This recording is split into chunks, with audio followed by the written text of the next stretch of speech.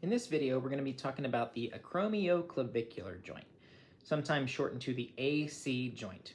So when we're talking about acromioclavicular joint, we have to break it into its root pieces. So the acromion is this bony protuberance right here of the shoulder blade. So the shoulder blade has lots of different bony protuberances, lots of different landmarks, and this landmark is called the acromion.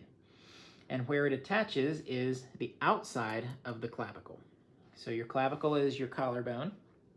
And so the acromioclavicular joint is where those two bones meet. This is considered a synovial planar joint. And so a planar joint is typically just when two joints, they don't have a whole lot of surface on each side. So it's kind of like two rounded pieces touching, but they do have synovial fluid in between them. There's actually a disc or meniscus, it changes names depending on who you're asking, between those two surfaces. And what that does is it increases or enhances the fit between the acromion and the clavicle. And so think of how little of my fingers are touching right now. If we had a meniscus like we have in the knee, or if we had some sort of like a putty or something between my fingers, there's more surface area, and so it helps with stability. So that disc or meniscus is very helpful when it comes to stability within that acromioclavicular joint. There is a ligamentous capsule surrounding the AC joint, which also helps with stability. And I'm going to flip the model around here. I wanted to show you a couple of more ligaments here that help with stability. So there are two coracoclavicular ligaments, and that is the conoid and trapezoid ligaments. So this is the coracoid process, which is also part of the scapula here.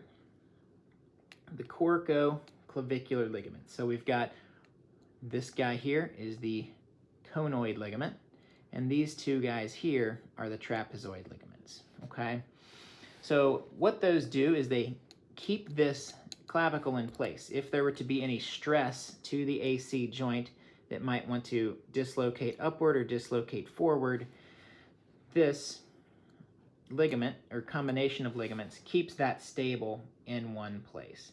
And so those ligaments are super important when it comes to maintaining stability and limiting excessive motion within the AC joint.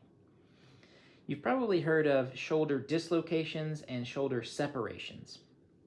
Those are different things, even though many people think of them as the same thing. A shoulder dislocation is when there's a dislocation of the ball from the socket, okay? The AC joint, when there's a dislocation, if you will, there, we call that a shoulder separation. And that's when these two surfaces are no longer aligned. If those ligaments tear, if that capsule tears, then you have what's called a shoulder separation. And we can talk more about that in another video, but hopefully that answers some questions about the acromioclavicular joint. I think there's some good information here. If you guys enjoyed it, please like and subscribe. If you have any other recommendations for shoulder content, we would love to make you a video.